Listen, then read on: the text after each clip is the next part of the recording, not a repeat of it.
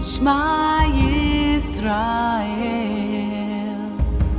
Adonai Eloheinu, Adonai Echad. Enrique Wickesbacher es rector de la parroquia ortodoxa San Martín de Tours de Palermo, Ciudad de Buenos Aires, Argentina. En la charla abierta 77 de TJC2 hacia el Segundo Concilio de Jerusalén, el hermano Enrique estará compartiendo sobre la gracia del arrepentimiento. Shema Yisrael, Adonai Eloheinu, Adonai Echad. Muy bienvenidos a otro encuentro de TJC2, este ministerio que venimos desarrollando hace tiempo ya en la Argentina. Y bueno, hay gente que llega y no conoce de qué se trata. Entonces hacemos una breve explicación. TJC2 es en inglés Toward Jerusalem Council 2, hacia el Concilio de Jerusalén 2. ¿Y a qué viene esto? Bueno, sabemos que hubo un Concilio de Jerusalén 1, donde la iglesia primitiva, que era mayormente judía, tuvo que deliberar en una conferencia qué hacían con todos estos gentiles que se acercaban a Cristo, pero no eran judíos. Bueno, después de una discusión y análisis y meditación, los apóstoles dijeron: el Espíritu Santo y a nosotros, en ese orden, nos pareció que los gentiles no tienen que adaptar el judaísmo, tienen que aceptar a Jesús y ser convertidos a Cristo, y nada más. Esto fue una revolución espiritual, hizo que el cristianismo se expandiera por todo el Imperio Romano. En poco menos de 300 años, todo el Imperio Romano había conocido la palabra de Jesús, lo cual fue muy bueno. Pero cuando el emperador Constantino en el 300 oficializó el cristianismo como religión del imperio, cuando hubo una conferencia posterior a esta oficialización, él dijo: no, nosotros con los judíos no tenemos nada que ver. Los obispos judíos que tenían que venir a esa conferencia no vinieron, y de ahí en más, digámoslo, el cristianismo se distanció de su raíz hebrea. Un acontecimiento muy traumático, porque media Biblia nuestra es el Antiguo Testamento, pero bueno, así fue la historia. Esto durante los siglos se profundizó, y era muy raro que un judío se hiciera cristiano, y era muy raro que un cristiano aceptara a un judío. Es más, hubo persecuciones lamentables de parte de los cristianos hacia los judíos. O sea, una gran grieta, como decimos en Argentina, entre los judíos y los cristianos, teniendo nuestra Biblia en común, lo cual es la contradicción, ¿no? Pero bueno, Dios se ocupó de que esto cambiara, y en el principio del siglo XX empezó a haber judíos que se convertían a Jesús o a Yeshua. Un milagro, porque realmente era tal el ambiente antijudío en el cristianismo que era muy raro que un judío se quiera acercar, pero Dios lo hizo. Hubo gente que se convirtió, y para allá, digamos, 1950-60, empezó a haber comunidades de judíos mesiánicos. Estas comunidades crecieron, y entonces saltamos al año 1995. El rabino Marty Waldman, un rabino de una comunidad mesiánica de los Estados Unidos, recibe una revelación de que así como hubo un primer concilio de Jerusalén, donde los judíos abrieron el evangelio a los gentiles, tiene que haber un segundo concilio donde los gentiles abran el evangelio a los judíos, que los judíos puedan seguir siendo judíos, pero aceptando a Jesús. Y nosotros como gentiles honrando a nuestros hermanos mayores. Esto, por supuesto, cumple perfectamente lo que está profetizado en Romanos capítulo 11, dicho por el apóstol Pablo, donde él dice que Dios va a reinstalar el antiguo árbol, que es el pueblo hebreo, con las ramas injertadas que son los gentiles. Este capítulo es profético. Y por otro lado tenemos Efesios capítulo 2, donde habla de un nuevo hombre entre el pueblo gentil y el pueblo judío. Así que estamos viviendo el cumplimiento de estas profecías. Estamos viviendo el cumplimiento de un tiempo escatológico y profético, donde cada vez más judíos van a reconocer a Jesús y cada vez más los gentiles tenemos que abrazar y darle la bienvenida a estos judíos que no vienen hace 20 siglos, no se acercan a esta visión, ¿no? A esta palabra de aceptar al Mesías, a Yeshua, Jesús. Así que TJC2 básicamente es el ministerio que reconoce este movimiento y que dice que tenemos que reconciliarnos, y para ese motivo TJC2 hace conferencias, charlas, viajes diplomáticos, y ahí saltamos de que iba a haber una conferencia en Jerusalén en octubre del año pasado, muy importante, con 500 líderes del mundo, de todas las denominaciones cristianas, más 100 judíos mesiánicos. Como saben, vino la guerra, vino el ataque terrorista de Hamás una semana antes que tuviéramos esta conferencia. Por lo tanto, no la pudimos hacer. Y sí, entonces sentimos que teníamos que hacer una conferencia aquí en Argentina, en Buenos Aires, para no quedarnos con las ganas de hacer esa conferencia. Y entonces realmente vamos a tener una conferencia el 11 y 12 de mayo aquí en Argentina con invitados del exterior, a la cual todos están invitados. Pero bueno, antes de presentar a Enrique, María nos va a pasar un pequeño video y después yo voy a presentar a Enrique.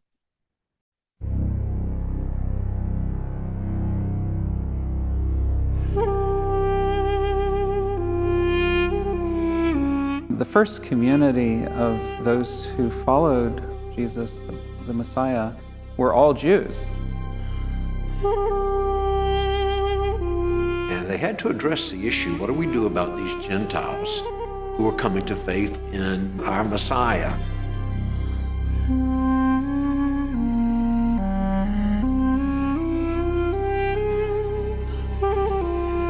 The issue back then was decided by the Jewish leadership. Can Gentiles become followers of Yeshua and be full-fledged members of the body of Messiah without being circumcised or without converting to Judaism? That was the issue.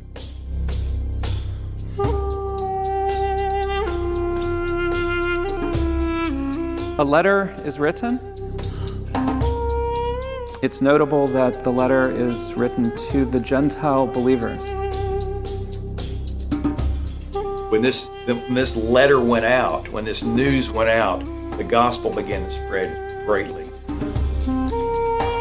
The original Jerusalem Council decision affirmed the unity and the diversity of the people of God. The issue today has been, can Jews become part of the body of Messiah without undoing their circumcision? TJC2 is really focused on an opportunity for Gentile leaders to say, it is all right for our Jewish brothers and sisters to still be Jewish. TJC2 is a point of reconciliation. This is a prophetic picture of what is to come. There's a reality of the kingdom of God that is a call for Jew and Gentile together to stand together under the lordship of Jesus, the Messiah, to actually be able to be that one new man.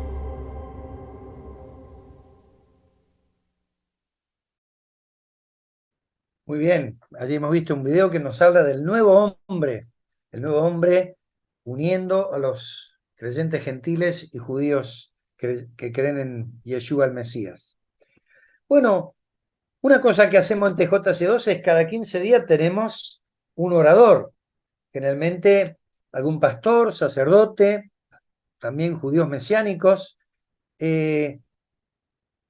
Dios ha permitido que además de hablar del judaísmo mesiánico, en TJC2 también nos enriquecemos con distintas vertientes del cristianismo. TJC2 ha permitido que cristianos de distintas denominaciones, por acercarnos a los judíos, también nos conozcamos entre nosotros. Porque tristemente, aún dentro de los cristianos tenemos barreras que nos han dividido y nos han quitado la posibilidad de enriquecernos con la espiritualidad de ciertas denominaciones en el cristianismo. Y tenemos distintos oradores. Bueno, hoy nos toca escuchar a Enrique Víquez-Bájer, sacerdote de la comunidad allí en la calle Armenia, la comunidad ortodoxa occidental, con una rica historia y una rica espiritualidad.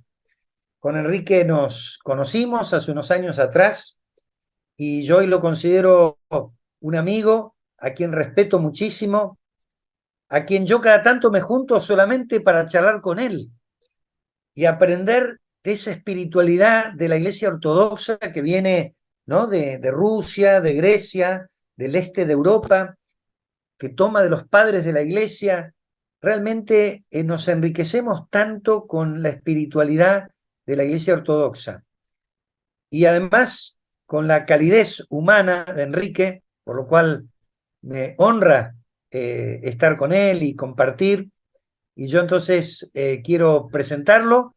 Y siempre Enrique, además que ya ha hablado varias veces en nuestras reuniones, siempre nos enriquece con una profundidad en el tema que toca, que yo les pido que presten atención, porque realmente son charlas muy especiales que él prepara muy a conciencia.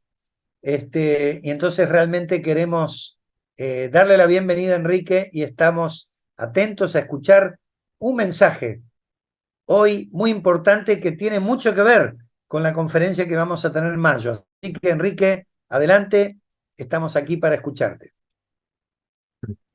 Gracias. Vamos a empezar con una plegaria que después la vamos a meditar un poco, que es justamente la plegaria del arrepentimiento. En nombre del Padre, del Hijo y del Espíritu Santo. Amén. Señor y dueño de mi vida, el espíritu de ocio, de desaliento, de dominación y de palabra fácil, aleja de mí. El espíritu de pureza, de humildad, de paciencia y de caridad, dalo a tu servidor. Sí, Señor y Rey, dame el don de ver mis faltas y no juzgar a mi hermano, pues eres bendito en los siglos de los siglos. Amén.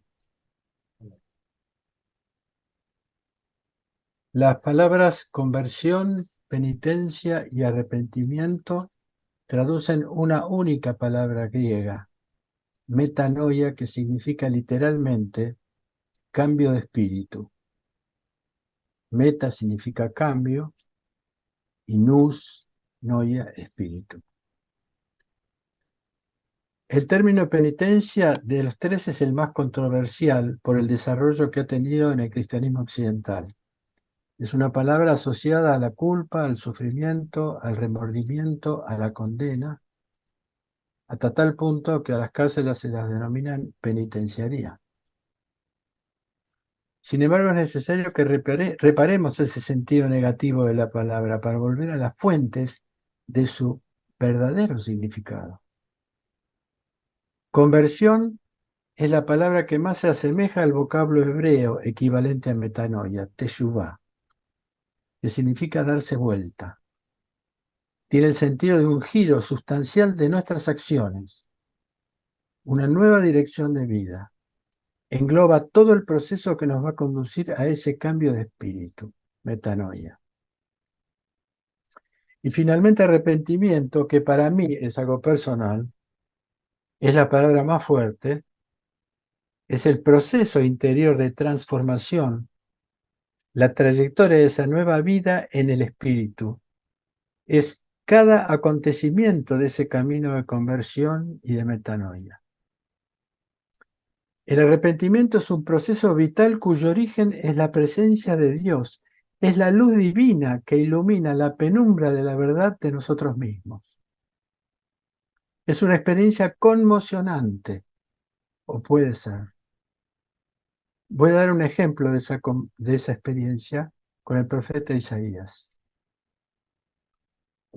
El año de la muerte, perdón, les voy a dar el texto, es un poco largo.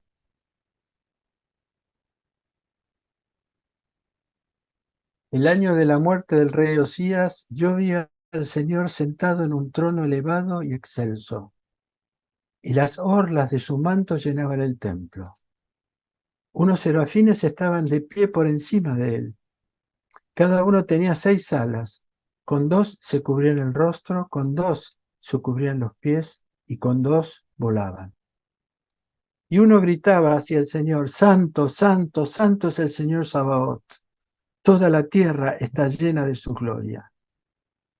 Los postes de las puertas temblaron al clamor de su voz y la casa se llenó de humo. Y yo dije, acá viene ¡ay de mí!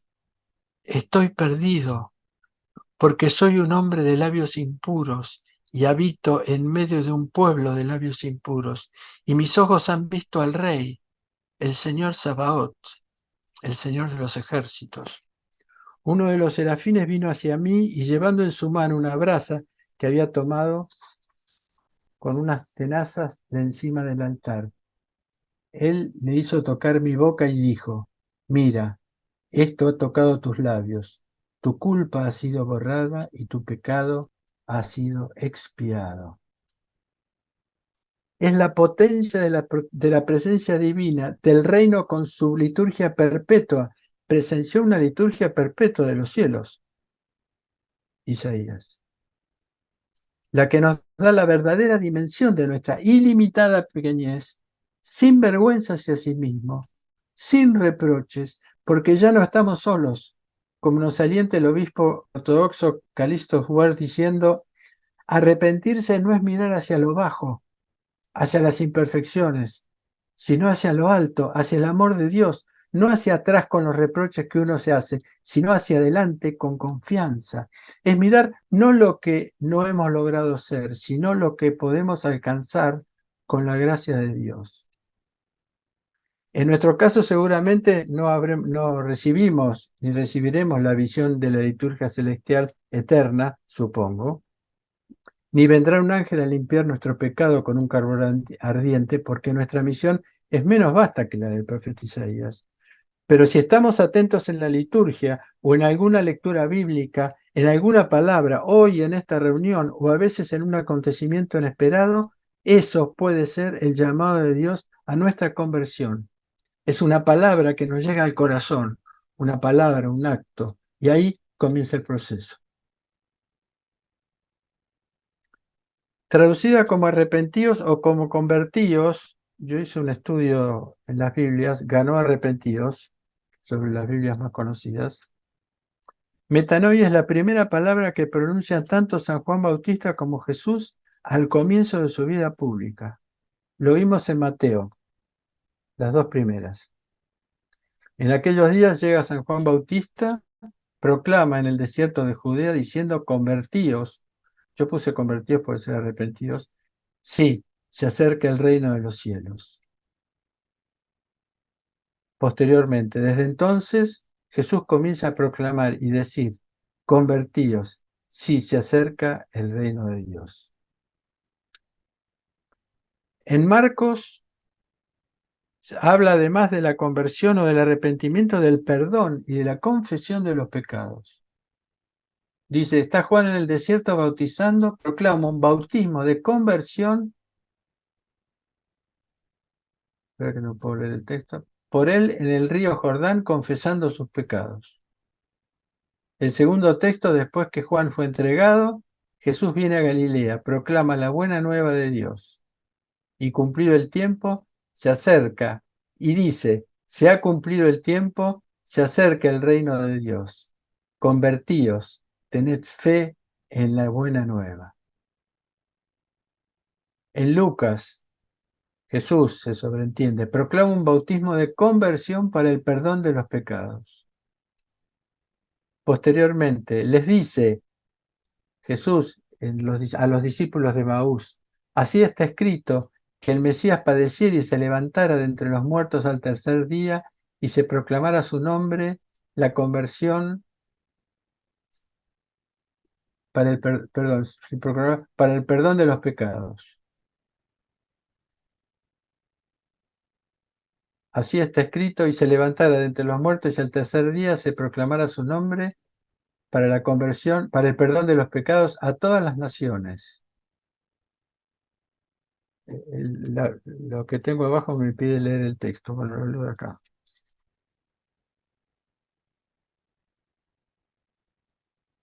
A todas las naciones, comenzando por Jerusalén. Sin embargo, esto no es una novedad del Nuevo Testamento. En el Primer Testamento, un texto del profeta Ezequiel anuncia este camino de conversión.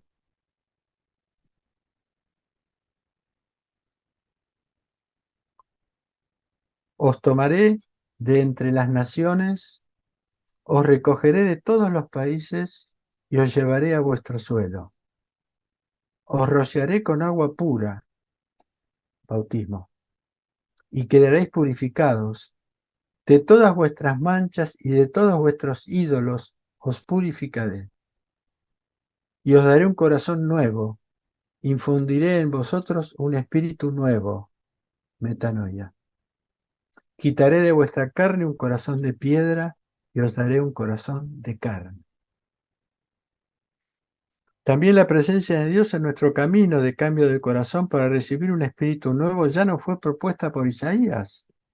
Venid y argullamos juntos, aunque vuestros pecados sean como púrpura, quedarán como lana, es decir, blancos. Dios es así, siempre condescendiente con nosotros. Él sabe cómo el pecado debilita el corazón del pecador y lo arrastra a un estado de vergüenza mortal que lo obliga, antes que ir hacia Él, a esconderse y así privarse de la vida. Por eso Dios mismo toma la iniciativa de llamar insistentemente al pecador y lo invita a presentarse, a arguir juntos. Ya que había elegido la palabra arguir, porque generalmente dice discutamos, y discutamos, nos discutimos con Dios, buscamos juntos. Por eso le pareció a Jack la mejor palabra, a mí también, arguir, argullamos juntos, aunque es una palabra difícil.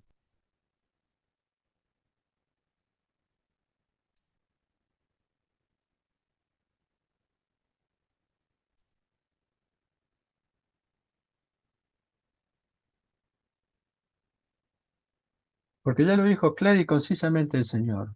Sin mí no podéis hacer nada.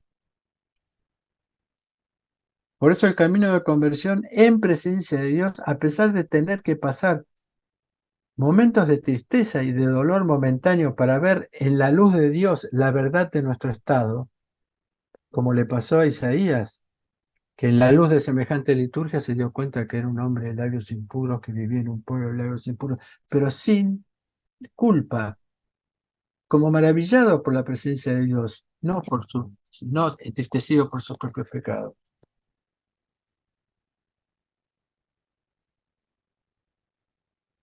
El Espíritu Santo nos dona el consuelo a pesar de ese dolor y la alegría de ser amados por Dios y sanados pausadamente por su perdón divino. Nos dice el Padre Jacques, que es mi maestro, que fue mi maestro espiritual, esposo de Clara, fundador de nuestra parroquia.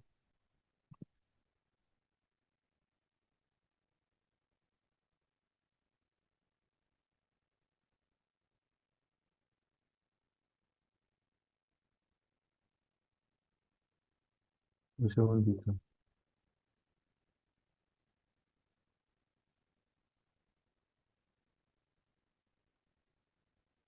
Dice Jacques, la certidumbre de ser amado por Dios engendra en nosotros la contrición del corazón. Un corazón contrito y humillado, Señor, tú no lo desprecias. Salmo 51. Salmo de contrición y de cambio de metanoia. Engendra en nosotros la contrición del corazón, la penitencia espiritual, las lágrimas verdaderas. Bienaventurados los que lloran porque serán consolados. Mateo 5, con el único consuelo que es la presencia del Espíritu Santo. La tristeza, según Dios, produce un arrepentimiento, la misma palabra en griego que penitencia y conversión, que conduce a la salvación y no deja lugar a la pena. La tristeza, según el mundo, produce la muerte.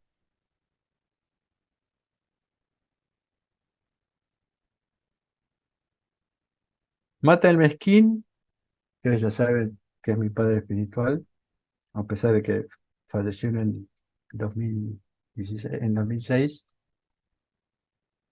Dice que en la Biblia la creación de un corazón nuevo equivale a 3 operaciones esenciales expresadas con gran claridad en el Salmo 51.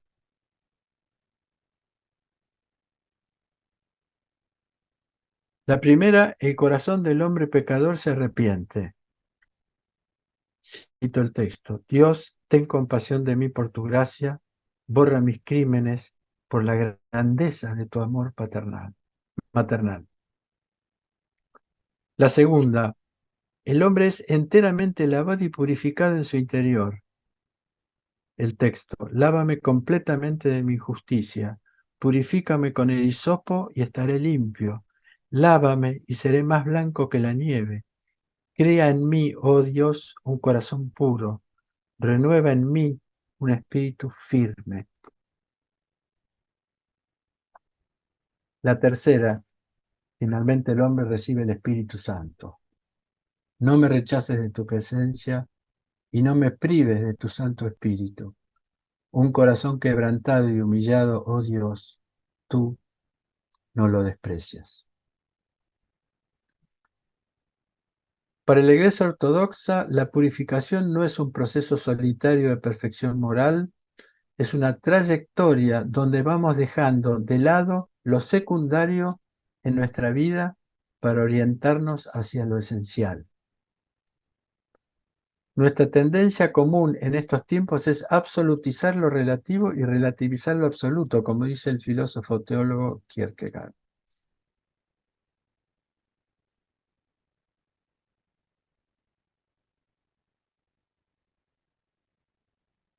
Este sentido bíblico de pureza es sin mezclas y se denomina monosofía, que es el conocimiento de lo único, de lo esencial.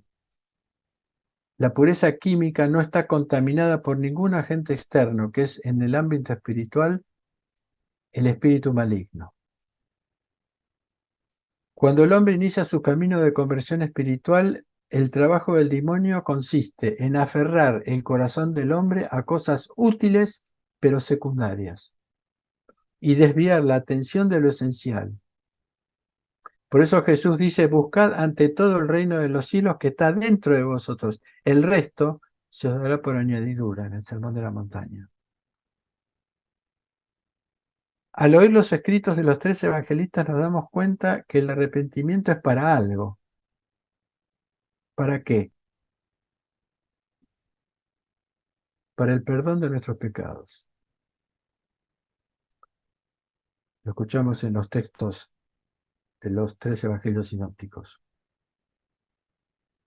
No voy a hablar del pecado porque requeriría una semana de charla o más quizás.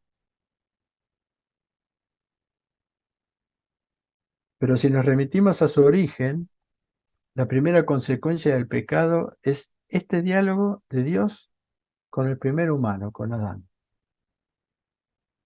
Adán, que significa hombre, ¿dónde estás? Adán contesta: oí tu voz en el jardín, tuve miedo y me escondí. Ese es el punto de partida. Este es el arquetipo de la historia humana posterior a la caída que se ha desarrollado a lo largo de los siglos hasta la locura actual de haber expulsado a Dios de nuestro mundo. La humanidad hereda generación tras generación esta enfermedad hereditaria del pecado ancestral, como lo llamamos nosotros, como lo denomina la ortodoxia, donde el hombre se esconde de Dios y rechaza su presencia ante su llamado. Los padres de la Iglesia hablan de distintas edades de salvación a lo largo de toda la historia humana, en las que Dios viene a buscar al hombre para su redención. Es expulsado, pero retorna. Dios no se amilana, no se deprime. Son las proposiciones de Dios al hombre, y esto cambia sustancialmente el falso dicho que dice el hombre propone y Dios dispone. Es lo contrario, Dios propone y el hombre dispone. San Agustín habla de 6 edades de salvación en la que Dios vino a buscar al hombre nuevamente, que es el paraíso, que es la primera propuesta divina, que es lo que los padres denominan la Inmaculada Evolución, que consistía en que Dios proponía y el hombre hacía. Ese era el diálogo, pero el hombre, una propuesta de Dios, lo rechazó. Entonces vienen los otros llamados. El segundo llamado es el Arca de Noé. Después hay 2 éxodos, el éxodo. Después el reino profético, los profetas que vienen, que Dios a través de los profetas habla, le dice al pueblo, se queja de los clérigos de la época, como lo haría ahora seguramente. El exilio, el quinto, y la dispersión de las naciones, y por último, el Mesías, el pueblo mesiánico. Esta última proposición divina es la ofrenda del Padre que ofrece a su Hijo, nuestro Señor Jesucristo, que vino a proponernos a todos y con la venida del Espíritu Santo a cada uno, pues son 2 roles distintos, los del Hijo y del Espíritu Santo. Salva y perdona a toda la humanidad y el Espíritu Santo a cada uno de nosotros. Lo digo así en grandes palabras.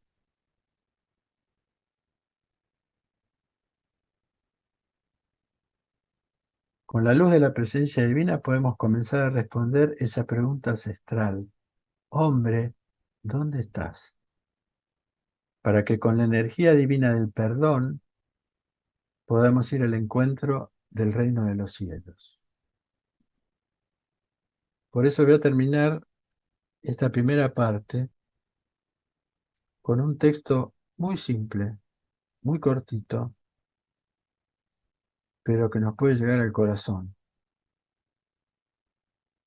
Es de uno de los padres de la Iglesia más espirituales, siglo VI, VII. Lo niegas, pero él no te niega. Lo ahuyentas y viene. Lo obligas a irse y se va. Su discreción es extrema. Y te atormentas solo.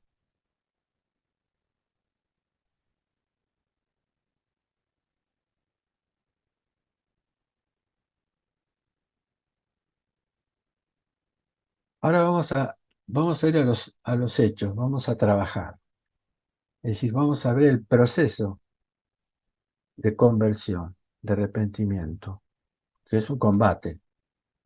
Y está maravillosamente transmitido por San Efrem el Sirio, del siglo VI, VII, que era un diácono, pero es un padre espiritual, es un padre de la iglesia. Por eso se denomina la plegaria de San Efrem. Todas las iglesias cristianas guardan un tiempo litúrgico que lo denominamos Cuaresma. Son 40 días antes de Pascua. Es una de las Cuaresmas, hay muchas, pero vamos a referirnos al más importante, que son los 40 días antes de Pascua, y es un tiempo que llamamos penitencial, que nos prepara para recibir el misterio de los 3 días más grandiosos de la historia humana: la pasión, la muerte y resurrección de nuestro Señor Jesucristo. Y a esos 3 días Jesús los llama su hora. El número 40 indica el espacio de la verdadera conversión, el tiempo de nuestra conversión y renovación. Las cuarentenas bíblicas son subidas o descensos interiores hacia el Señor por el camino de la muerte, en las aguas del diluvio o bajo el fuego del desierto, 40 días del diluvio, 40 años en el desierto, para engendrar un mundo nuevo, una generación libre. 40 años es el tiempo bíblico de una generación humana, el tiempo necesario para que muera el hombre viejo y nazca el hombre nuevo, resucitado. 40 es la cifra de la prueba por la que podemos verificar nuestra fidelidad y responsabilidad en el bien y en el mal, y es la prueba del conocimiento de sí y de la libertad. Vista como un cambio, la penitencia, la conversión o el arrepentimiento, entonces, es una actitud alentadora, ya que nos damos la oportunidad de hacer cosas nuevas, llamando la atención del Señor, que se mantiene detrás de la puerta a la espera de nuestra hospitalidad. Yo estoy detrás de la puerta y golpeo. Al que me abre, el Padre y yo iremos y cenaremos con él. O sea que esos llamados del Señor es cuando nos golpea la puerta de nuestro corazón. Por eso San Juan Clímaco afirma que la penitencia es acordar con Dios una nueva vida.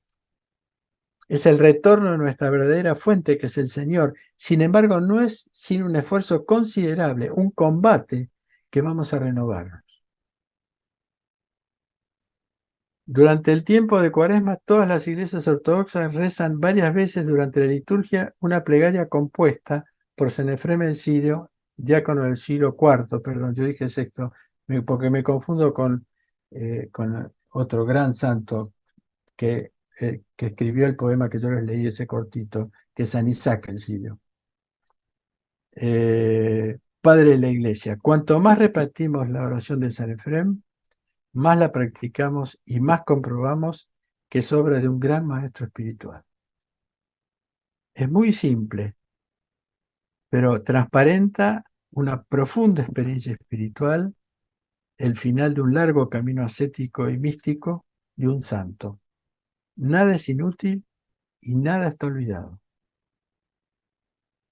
Todas las palabras que apelan a nuestro corazón, construyendo un puente sólido entre nuestra alma y Dios, y también entre yo y mi hermano.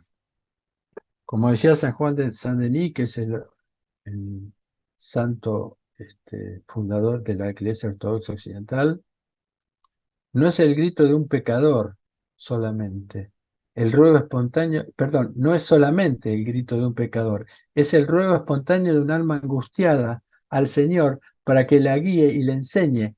Ella misma nos guía y nos instruye, encierra en sí el pedido y la respuesta, y para quienes la practican conscientemente, con todo su corazón, pone el medicamento necesario, el remedio.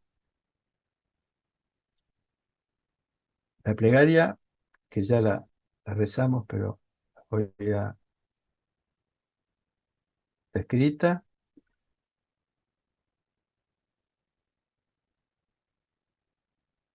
Señor y dueño de mi vida, el espíritu de ocio, de desaliento, de dominación y de palabra fácil, aleja de mí. El espíritu de pureza, de humildad, de paciencia y de caridad, dalo a tu servidor. Sí, Señor y Rey, dame el don de ver mis faltas y no juzgar a mi hermano, pues eres bendito en los siglos de los siglos. Amén. La plegaria comienza con un llamado: Señor y dueño de mi vida. Esta es la primera realidad de la que estamos bastante alejados, porque siendo Dios, es nuestro creador y creador de todo lo que existe. Entonces Él, la Santísima Trinidad, es el dueño de nuestra vida.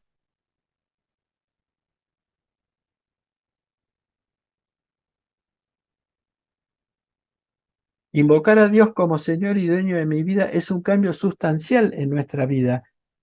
La plaga de nuestra existencia es haber situado nuestro yo en el lugar de Dios. Yo soy el dueño de mi vida, soy el dueño de mi cuerpo, hago lo que quiero.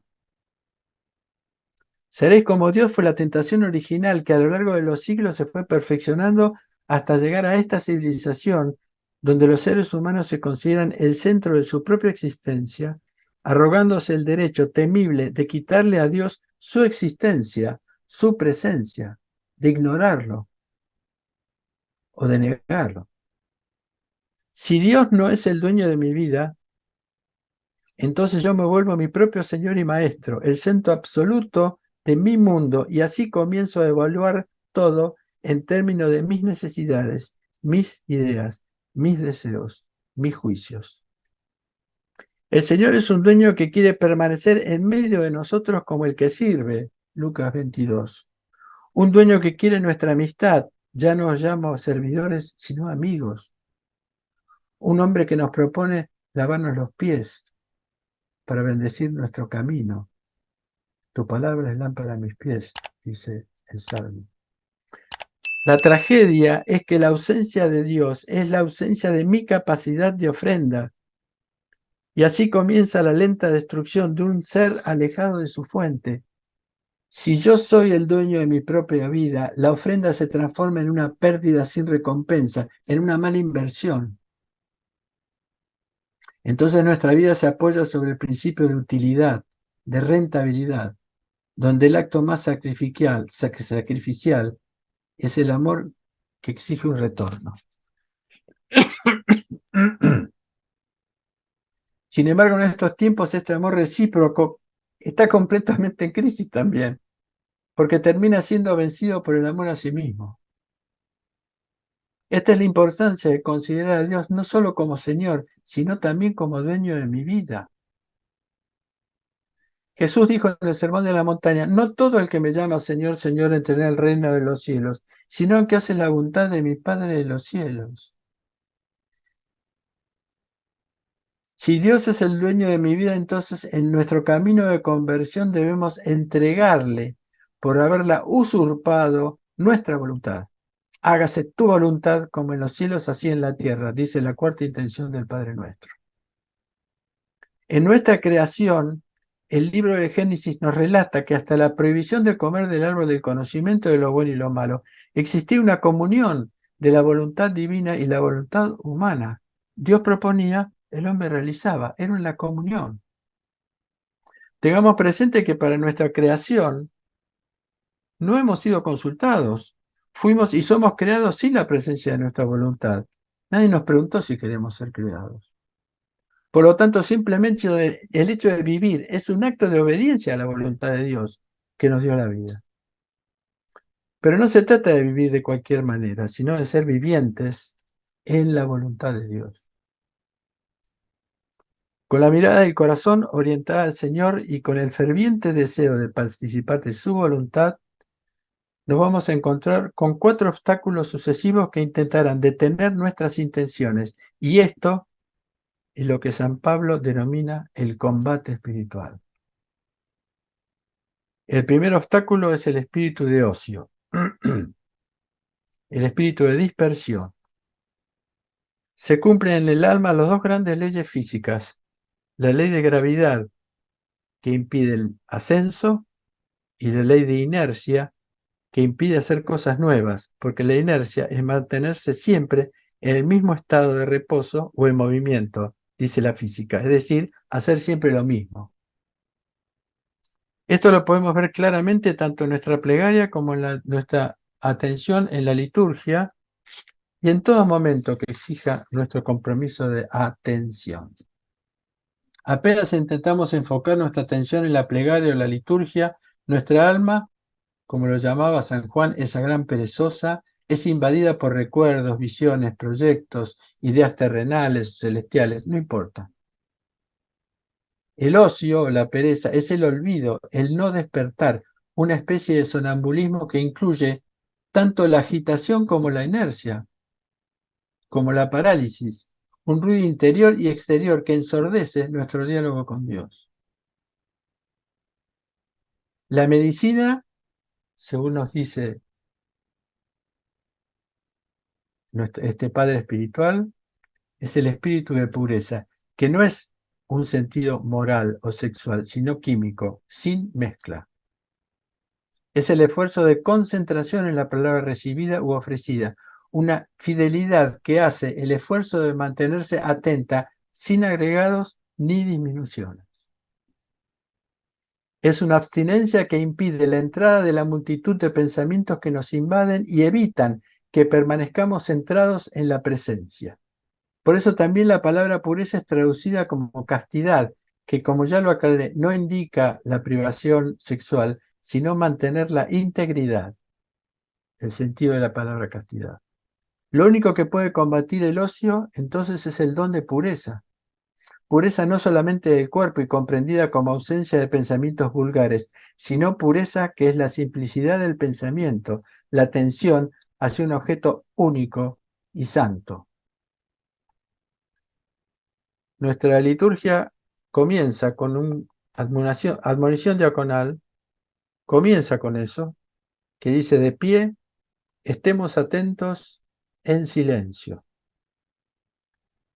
Es la triple atención: de pie, la atención corporal; estemos atentos, la atención del alma, psíquica; en silencio, es la atención espiritual.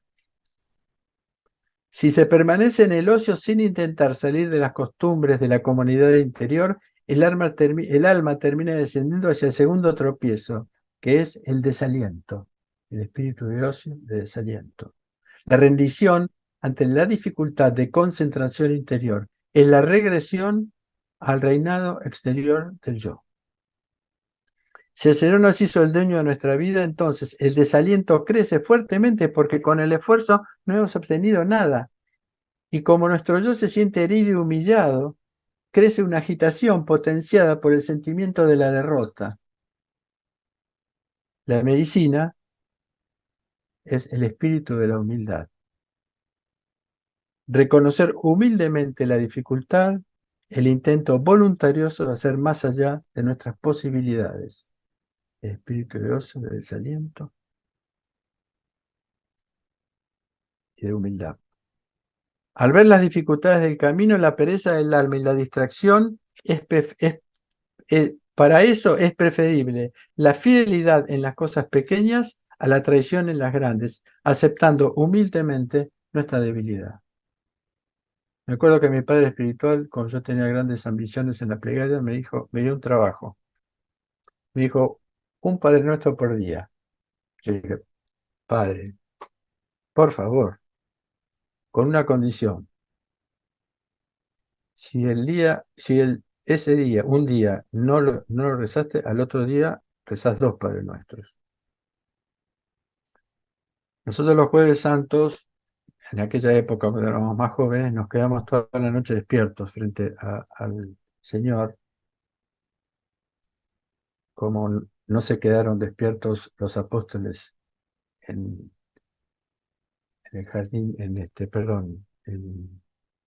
Getsemaní, y me tuvo que pasar toda la noche pagando los Padres Nuestros que había dejado pendientes.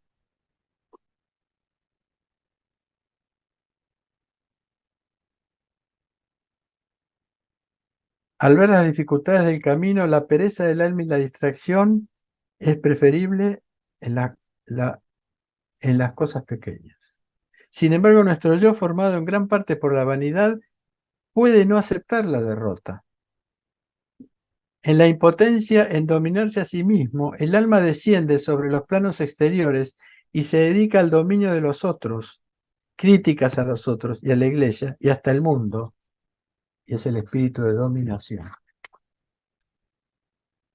Y en el estado de dominación, ese Dios que era paciente, que era simple, inmutable, se convierte en un Dios extranjero y preferimos un Dios temible que entre en la vida del mundo, un Dios reformador, un Dios juez, un Dios que castiga.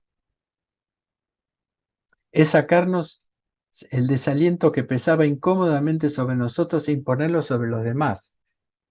La impaciencia y la exigencia que se proyecta sobre los otros y sobre un Dios que no existe, que es ese Dios juez y reformador.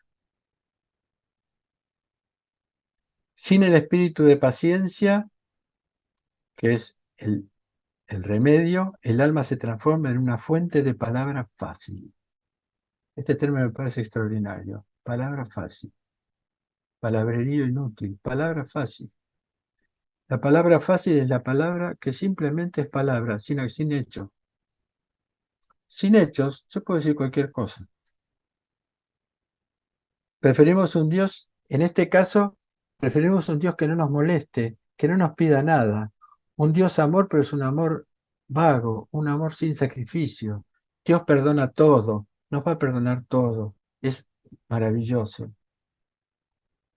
Estamos en nuestra mente, estamos enviando un falso testimonio de Dios a través de nuestras impotencias. Las almas que caen en este estado pueden dar publicitas brillantes sobre cuestiones religiosas y hasta místicas, pero la oración y el cristiano verdaderos están semi-muertos. Solamente la caridad divina puede resucitarlos por milagro, porque esa es la caída del alma. Entonces, resistir por medio de la pureza, la humildad y la paciencia, y entonces durante la noche, como decía San Juan de San Denis, como un ladrón, va a llegar la caridad. Las puertas se abrirán, entrará el Espíritu del dueño de nuestra vida, inundará nuestra alma de gozo y de luz, de amor infinito por Dios y por todo lo que respira, el Espíritu de caridad, el Espíritu del amor ágape de Dios. Esta sanación espiritual permite el despertar del alma que, vivificada por la gracia divina y el trabajo interior sobre sí mismo, es llamada a la construcción del reino de Dios entre los hombres. Ya no es un trabajo interior. El alma en ese acontecimiento es llamada al trabajo exterior, mediante el último pedido que viene acompañado con su sanación. Dame el don de ver mis faltas y no juzgar a mi hermano. Juzgar sin ver las propias faltas sin juzgar al hermano. Sin embargo, el juicio a los hermanos tiene una función necesaria dentro de la comunidad, me pueden decir ustedes, y está recomendado por el Señor cuando nos habla en el Evangelio de los 2 o 3 testigos. Lo citan Mateo y Lucas, con algunas diferencias. Voy a leer Mateo.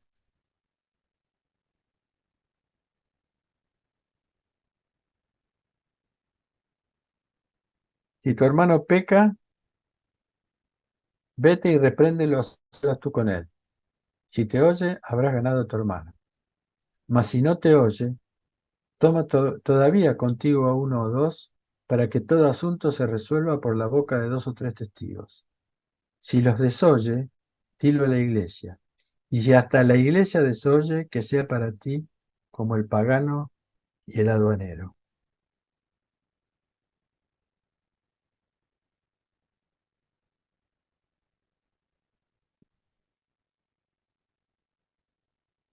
La puesta en práctica de este precepto contiene un riesgo considerable, porque de alguna manera hay un cierto juicio en el que termina en una primera interpretación como dejarlo de lado a la persona que desoyó. Mata el Masquín nos va a recordar qué hizo Jesús con el pagano y con el aduanero, siendo Mateo un aduanero. O sea, no lo dejó de lado. Pero sigamos adelante. Porque San Pablo nos dice en la epístola a los Gálatas: hermanos, si alguien es sorprendido en alguna falta, ustedes, los que están animados por el Espíritu, restaurarlo con espíritu de mansedumbre, estando atento a ti mismo. Está hablando de vosotros y de repente nos habla cada uno. Estando atento a ti mismo, no sea que también tú seas tentado de juzgarlo. Ayúdense mutuamente a llevar las cargas y así cumplirá la ley de Cristo. Si alguien se imagina hacer algo, se engaña, porque en realidad no es nada. No te la creas, diría hoy San Pablo. Es muy interesante porque aclara 3 elementos muy importantes que tienen que estar presentes para la corrección misericordiosa del hermano. Estar animados por el espíritu de mansedumbre, permanecer en el juicio hacia nosotros mismos, y para ayudar mutuamente y soportar las cargas que nos produce ese hermano, así como nosotros soportan las cargas que nosotros les producimos, que no nos damos cuenta. Si esta mirada hacia el otro va acompañada de un sentimiento de compasión reparadora, si oramos al Señor por su vida y su conversión, entonces el juicio se transforma en un acto de amor. Algo parecido nos afirma San Isaac el Sirio, el otro sirio de la plegaria. ¿Por qué sientes odio, oh hombre, hacia el pecador? Esto no es honesto como tú crees. ¿Dónde está tu justicia si no sientes amor? En lugar de perseguirle, ¿por qué no has llorado por él? Sin embargo, en la actualidad podemos verificar que el juicio hacia los demás se está multiplicando en todos los ámbitos. Todas las relaciones están en crisis. Esto ya nos lo anunció el Señor. Se dividirán padre contra hijo, hijo contra padre, madre contra hija, hija contra madre, suegra contra nuera, nuera contra suegra. Yo me río porque no estaba, no tenía mucha fe el Señor en la familia. Pero también Mateo dice, pues se levantará nación contra nación, reino contra reino, todo esto, principio de los dolores. Entonces os entregarán a la tribulación y os matarán. Seréis odiados por todas las naciones a causa de mi nombre. Muchos tropezarán, se entregarán unos a otros y unos a otros se odiarán. Estamos muy cerca de eso, si no estamos ya en eso.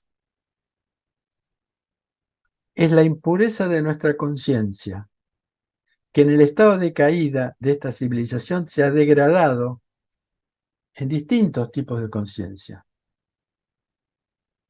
La conciencia es natural a toda la humanidad y es el conocimiento de lo bueno y lo malo inscriptos por Dios en nuestros corazones. Con eso nacemos. Según los padres, esta conciencia tiene dos conocimientos. La conciencia gnóstica, que es el conocimiento de sí mismo, el conocimiento del yo, y la conciencia ética, que es aquella voz interior que nos informa si lo estamos haciendo, si lo que estamos haciendo es correcto o no. Es un juez interior. La conciencia en estado puro es el juicio verdadero hacia nosotros mismos y hacia nuestros actos. A partir del pecado y con la educación, inclusive religiosa, la conciencia se ha degradado en 4 formas distorsionadas, transformándose en un conocimiento falso, inducido por el maligno. La conciencia amplia, lo dicen los padres de la iglesia, no lo digo yo,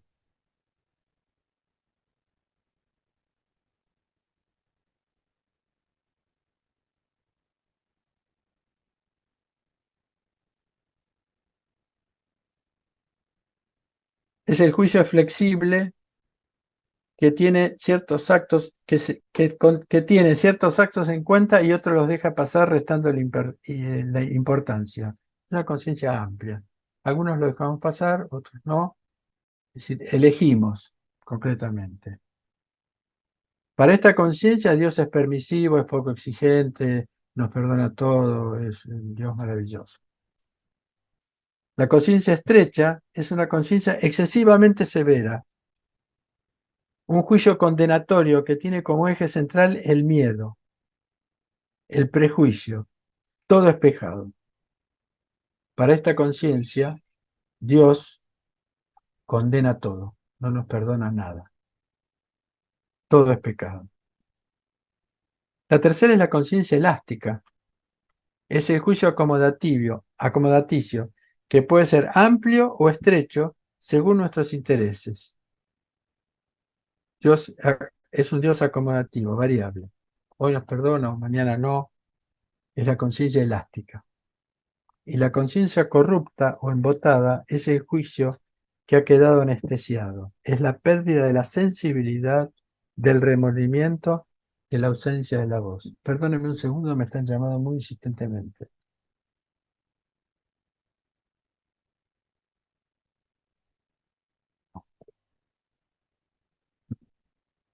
San Máximo el Confesor, gran padre de la Iglesia, el siglo VIII, nos dice: los hombres han cesado de llorar por sus propios pecados y se han apropiado del juicio que pertenece al Hijo de Dios. Como si estuviesen libres de pecados, se critican mutuamente y por ese motivo son condenados. El cielo está estupefacto y la tierra irritada. Los hombres, sin embargo, son tan insensibles que ni siquiera se avergüenzan. Está hablando en el siglo VIII. ¿Cómo se distorsiona nuestra conciencia? Cuando hacemos algo que sabemos que no está bien y rechazamos esa discreta voz de Dios que nos genera sentimientos desagradables, un cierto remordimiento que nos señala que lo que hacemos no está bien, entonces la enviamos al olvido. ¿Y cómo se denomina ese espacio de los olvidos? Subconsciente. Freud no descubrió nada. Esto lo saben los padres del siglo IV. Pero nos olvidamos, pero estos actos permanecen activos en el subconsciente y trabajan en nuestra vida. Así como vamos adquiriendo la insensibilidad, la indiferencia, usando como paliativo las justificaciones, los argumentos defensivos que destruyen el conocimiento de Dios. La gracia de la conversión, la gracia de la penitencia que el Señor nos ofrece permanentemente necesita de nosotros dos actos casi simultáneos: pedir perdón y ofrecer perdón. Pedir perdón a Dios es la crucifixión de la ilusión que tenemos de nosotros mismos, y ofrecer perdón es la crucifixión de toda vanagloria y orgullo construidos pacientemente en la resistencia de la conversión. En el perdón el Señor nos invita de nuevo a su reino, y en nuestra confesión nosotros lo invitamos a nuestro abismo interior, mezclado de bien y de mal, lleno de insensibilidad, para que lo purifique. Por eso para nosotros, al sacramento denominado sacramento de la confesión, la ortodoxia lo llama el sacramento del perdón o el sacramento de la reconciliación, en el cual el hombre se dirige a Dios, en el caso nuestro ante el icono del Cristo, y le dice sus pecados. El presbítero es un testigo que está detrás de él, y que una vez que le confiesa al Padre el pecado, se produce un silencio. Si Dios le dice algo al presbítero, el presbítero dice algo, sino simplemente impone las manos sobre la cabeza del pecador y le da el perdón de Dios. No lo perdona el presbítero, Dios lo perdona a través de las manos, que en ese momento, así como esas manos pueden, a través de la energía divina, transformar el cuerpo y la sangre, así de esa misma manera esas manos pueden perdonar los pecados. Eso nos fue dado por el Señor en la primera aparición resucitado. Sopla sobre los apóstoles y a través de los apóstoles sobre el colegio sacerdotal, diciendo: recibid, sopla sobre ellos y les dice: recibid el Espíritu Santo. Lo que atéis en la tierra quedará atado en los cielos, lo que desatéis en la tierra quedará desatado en los cielos. A pesar de la tremenda indignidad de un presbítero, a través de esas manos que fueron bendecidas en la ordenación, el perdón de Dios puede ser transmitido a los hombres.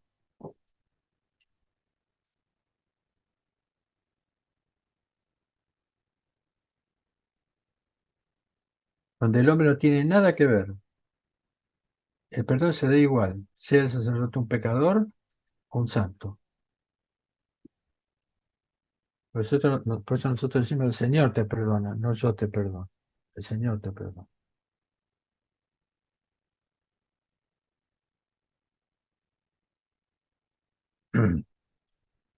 Jesús dijo: yo soy el camino, la verdad y la vida. Si permanecemos unidos a Él, construyendo su palabra con la verdad en nuestro corazón, vamos a poder discernir y sembrar esa verdad en nosotros, para purificar de toda condena, de toda indiferencia, con espíritu de colaboración fraternal, la amistad en Cristo. Entonces vamos a iniciar una nueva etapa personal y comunitaria que será una sinfonía de nuevos nacimientos.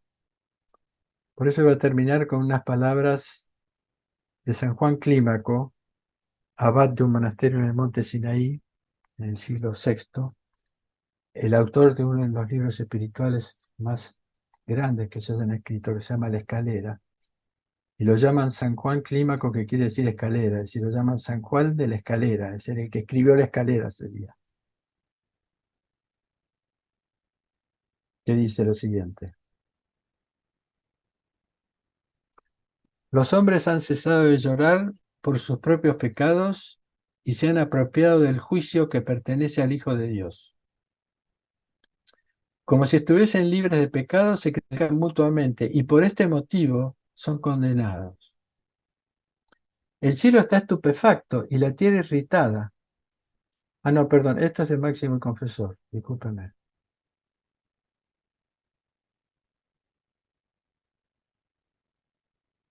Mezclé, mezclé un texto, pero bueno. Dice, comenzarás a ser cauteloso antes de juzgar al pecador. Si recuerdas siempre que Judas estaba en compañía de los discípulos de Cristo y el ladrón estaba en compañía de los asesinos, pero algo maravilloso ocurrió. En un simple instante, a través del perdón, intercambiaron los lugares.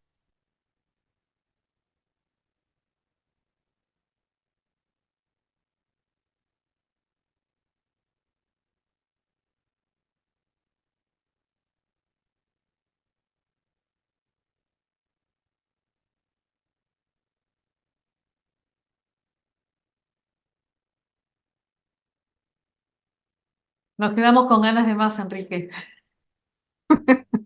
Sí, yo me quedé afónico. me imagino. Te damos gracias por esta reflexión tan profunda y tan enriquecedora, tan poco común en estos días. Pastor Agustín, adelante. Bueno, yo creo que todo lo que habla Enrique es el examen detenido, ¿no? De ese proceso de arrepentimiento, de perdón, el metanoia de los griegos, y pocas veces eso se examina tan detalladamente, ¿no? Nosotros, por ejemplo, en la Iglesia Anglicana tenemos una confesión que hacemos los días domingos, bueno, y corremos el peligro de hacerlo mecánicamente, ¿no? Entonces, en realidad, el arrepentimiento con el cual comenzó Juan el Bautista marcó su predicación con esa palabra, ¿no? La continuó Jesús y le agregó el perdón, ¿no? Pero pareciera Sí, ser el corazón del Evangelio esas dos palabras. absolutamente.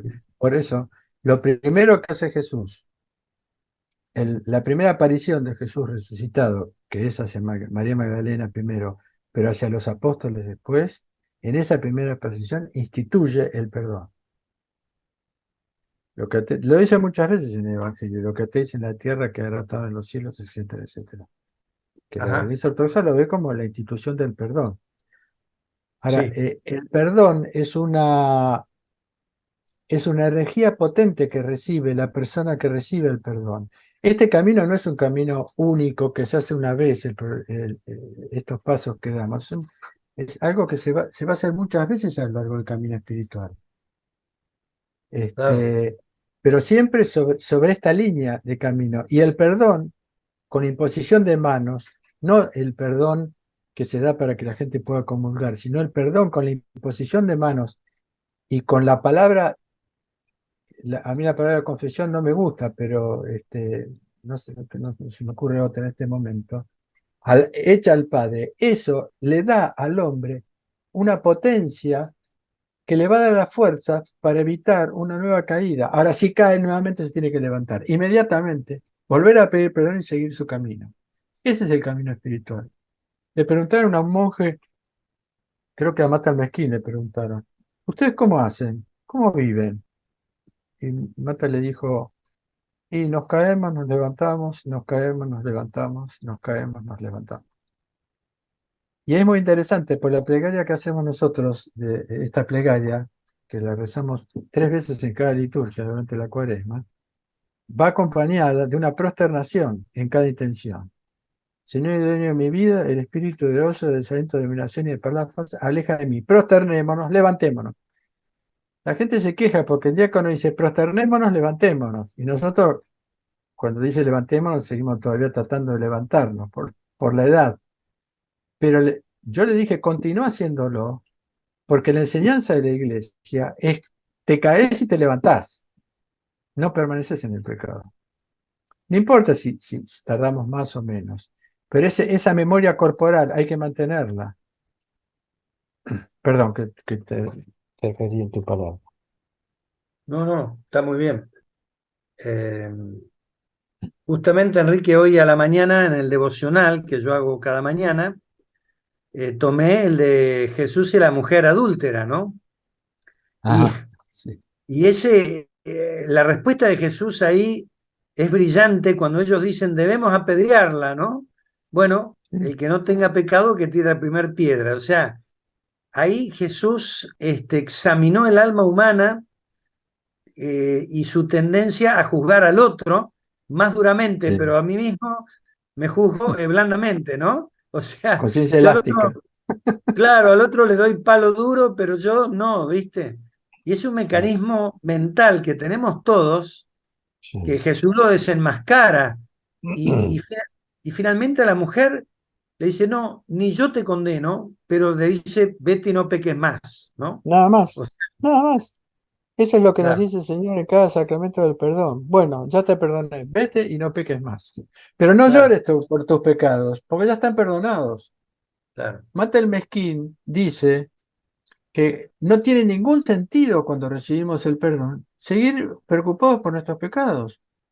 claro, Dice que es anticristiano eso. Si ya te perdonó, ¿para qué seguís? Es una alegría el perdón, haber recibido el perdón. claro. Por eso el arrepentimiento, pero tiene que, ahora no hay perdón sin arrepentimiento. No es cuestión de decir de hacer, manifestar nuestras dificultades, sí, yo hice esto, hice lo otro, hice lo demás allá, eso no es arrepentimiento. Contra ti solo he pecado. No es yo, pecador, que hice esto, que esto. Contra ti he pecado, porque al hacer esto me alejé de vos. ¿Me explico la diferencia? Alguien levantó la mano, perdón. Pues no los veo, yo los Sí, veo. yo levanté la mano. Sí. Enrique, acá anoté algo que me llamó la atención, es esto de llorar por nuestros pecados o llorar por los pecados de otro. Eh, Mm, y esta exhortación de decir, ¿dónde está tu justicia si no tienes amor? ¿En qué momento mm. dejamos de llorar por el otro y dejamos de llorar por nuestros pecados? O sea, ¿hemos perdido registro? En el momento de la insensibilidad, en el estado de insensibilidad, el espíritu de desaliento. Mm, Porque en el espíritu de desaliento yo estoy centrado sobre mí mismo. Estoy solo, como dice ese pequeño poemita, mm. donde puse esa foto de ese hombre que está todo encerrado sobre sí mismo. En ese momento vamos perdiendo, vamos alejados de la presencia de Dios, vamos perdiendo la sensibilidad espiritual. Se cierra nuestro corazón y nos volvemos insensibles, indiferentes.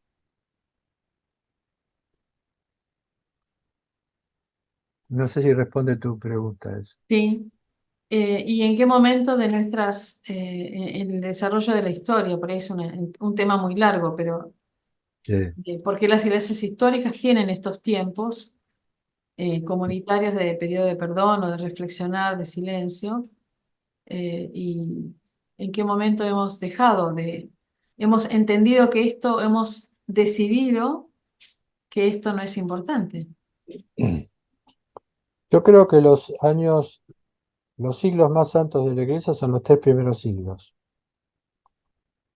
Fue cuando la iglesia fue perseguida y ahí se probaban los que estaban en la iglesia, porque daban su vida por el Cristo. A partir del siglo IV, cuando la iglesia entra a unirse de alguna manera al poder económico, cuyo primer integrante fue Constantino, si bien hizo un trabajo importante, pero ahí empezó la autocondena, se autocondenaban a sí mismos. Si ustedes leen la historia, este, eran capaces de matar al otro por es decir, ahí empezó, para mí ahí empezó la decadencia de la iglesia, a pesar de que hubo una evolución, hubo 7 concilios ecuménicos, de los que habla la ortodoxia ha mantenido más, digamos, los primeros siglos de la iglesia, pero no tanto, no tanto, porque una cosa es, digamos, ¿cómo podría decir? Hacer una manifestación teológica importante, evitar decir cualquier cosa sobre Dios, sobre la Trinidad. Pero eso no se puede imponer. O sea que esto, no me, si lo escucha algún ortodoxo, en este momento hemos llegado a la situación de que dos iglesias hermanas ortodoxas se están matando en una guerra. O sea, la decadencia en este momento es de todas las religiones, porque la guerra está prohibida. No importa los acontecimientos, no importa por lo que sea, no hay ninguna justificación. Hay que dar la vida. Nuestro santo patrono, San Martín de Tours, cuando fue bautizado, él estaba en el ejército, fue bautizado y entonces fue a hablar. Al día siguiente había una guerra contra los bárbaros y dijo: Señor, yo no puedo, yo soy cristiano, no puedo matar. Entonces el general le dijo: bueno, así, si sos cristiano, no puedes matar, te voy a poner en la primera fila y sin armas vas a enfrentar al enemigo. Con gusto, lo voy a hacer. Y la guerra no se hizo. Es decir, es muy difícil, yo estoy hablando un poco gratuitamente con respecto a esto. Hay que estar en determinadas cosas. Pero la guerra nunca lleva a nada. La guerra solo es la perversión de, de elementos muy valiosos y muy importantes: la valentía, el valor, el compañerismo, pero en detrimento de la muerte. Es decir, todas las religiones, para mí, todas las religiones están en decadencia, discúlpame. Ahora, yo creo en las religiones y tengo respeto por las religiones, pero se han olvidado de la presencia divina. Yo cuando pasó, hablo de mi religión, la ortodoxia. Cuando empezó la guerra de Ucrania con Rusia, yo tenía la esperanza de que tanto los obispos y el patriarca ucraniano y ortodoxos se vayan a la frontera y se tiren al piso y que los tanques los pasen por arriba. Eso hubiera sido un testimonio extraordinario que quizás hubiera movido al mundo. Sin embargo, bendicen las armas cada uno de su país y dan el sacramento del perdón a cada uno para que puedan matar. Es duro lo que estoy diciendo, es fuerte. Quizás las iglesias ortodoxas me echen, pero es mi pensamiento. Lo digo de la iglesia ortodoxa, el resto. Gracias, Enrique. Realmente para masticar.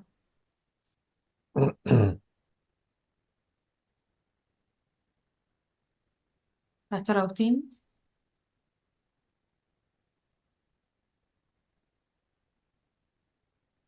Sí, creo que si no hay más preguntas ya podemos ir concluyendo.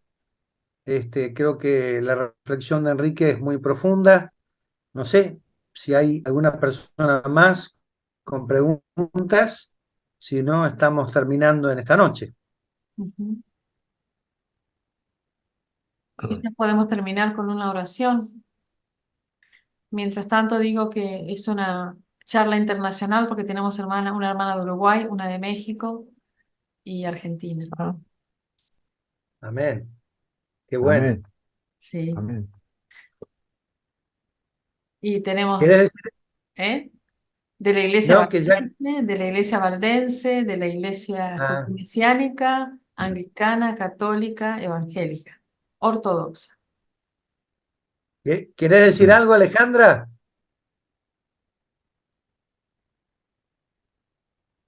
Estás Estás muy... apagado el Cuando quieras. micrófono. Ahí Yo está. quería, no sé si hay tiempo para una pregunta muy breve. ¿Puede ser? Eh, yo lo que quería preguntar era si el tema de la insensibilidad y la sensibilidad es cuando nos deja de doler el no estar en comunión y si es esa la única experiencia que nos puede traer de vuelta. Eso era lo que quería preguntar. Muy buena pregunta. Es un proceso la sensibilidad. Nos vamos haciendo sensibles a través de abrir nuestro corazón con el miedo que nos produce abrir nuestro corazón, porque sabemos que quedamos en estado de vulnerabilidad. Eh, la sensibilidad a la que vos te referís es un proceso, viene de un largo proceso, en lo cual podemos sentir sensibilidad por cosas más simples, pero de todas maneras tiene que ver la sensibilidad con nuestra comunión con Dios. Es decir, Dios nos da pero no hablo de sensibilidad psicológica, de sensiblería o de sensibilidad psicológica, sino de sensibilidad espiritual. Porque con la sensibilidad espiritual nos puede llevar a sentir la presencia de Dios en el cuerpo, no solamente en el corazón con sentimientos, se siente en el cuerpo. ¿Se acuerdan en la transfiguración que los apóstoles estaban caídos, no sabían dónde ponerse, estaban en el cuerpo, no sabían qué hacer?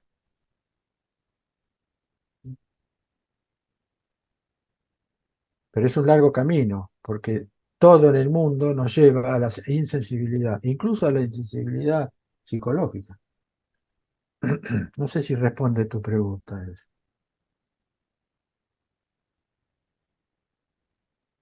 Gracias, Alex. Gaby Prochet, ¿tenías ganas de hacer una pregunta?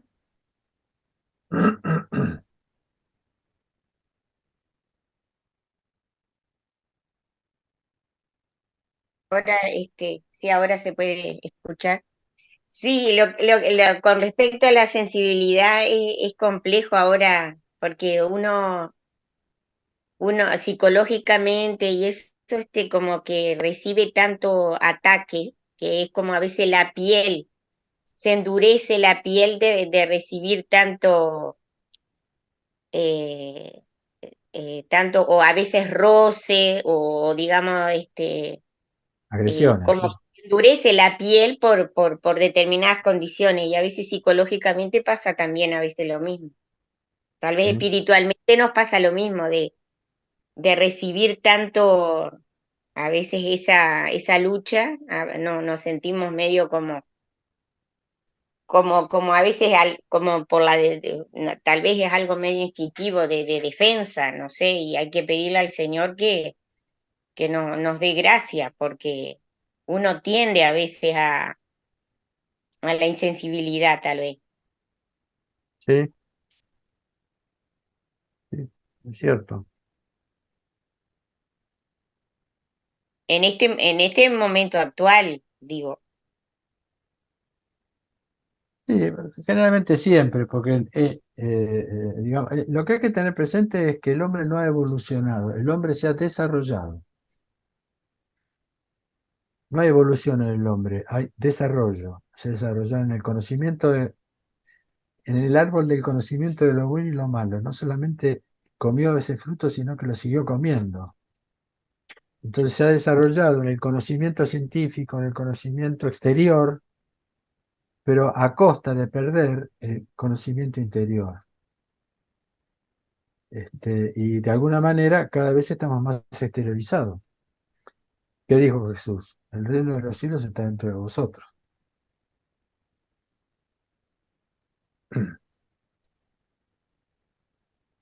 Entonces, todo es un gran proceso. No es que está todo mal, ojo, no es mi actitud, mi pensamiento no es ese. Pero que estamos en, decir, ¿qué es lo que se ha desarrollado? La tecnología.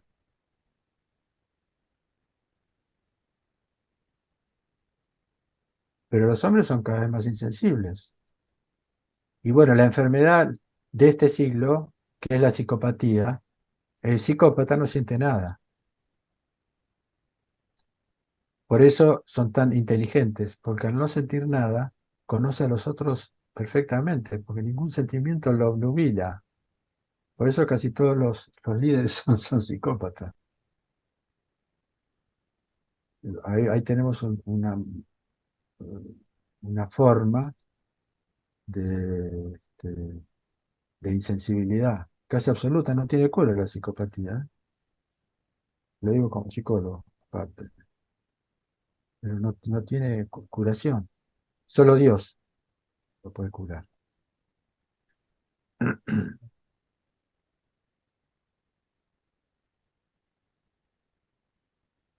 Bueno. Creo que nos quedamos en modo reflexivo.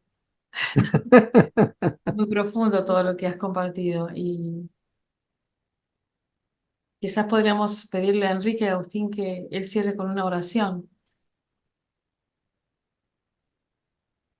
Bueno. ¿Vos, Bueno, Agustín? bueno, empiezo yo y Dale, termina dale. Enrique. Entonces, bueno, Bueno. amén. Amén. Señor, te damos gracias por esta charla, esta ponencia de Enrique, Señor, tocando estos dos temas tan importantes, tan profundos, pero necesarios. Te damos gracias, Señor, porque esto nos obliga a tocar y a profundizar este tema del arrepentimiento y el perdón. Pedimos que esta charla, a su vez, pueda ser escuchada por otras personas que hoy no pudieron estar, pero cuánta necesidad en la cristiandad tenemos, Señor, y como hablábamos recién, que no nos volvamos insensibles, insensibles al dolor de otros, al sufrimiento, necesidad, porque quizás lo más fácil es endurecernos para no tener que responder, pero ese es un camino que realmente no es bueno. Señor, que estemos sensibles y que eso nos lleve a la acción, a hacer algo por el prójimo. Te damos gracias por esta palabra en esta noche. En el nombre del Padre, del Hijo y del Espíritu Santo. Amén. Santísima Trinidad, Padre, Hijo y Espíritu Santo, te damos gracias, Señor, por tu presencia en esta reunión, por tu palabra, por la atención que tu palabra generó en la gente. Te damos gracias, abre nuestro corazón, abre nuestra sensibilidad, para que podamos transmitir, Señor, un humilde sentimiento de amor, para que podamos transmitir la humanidad, la vulnerabilidad, en el nombre del Padre, del Hijo y del Espíritu Santo. Amén. Shema Yisrael.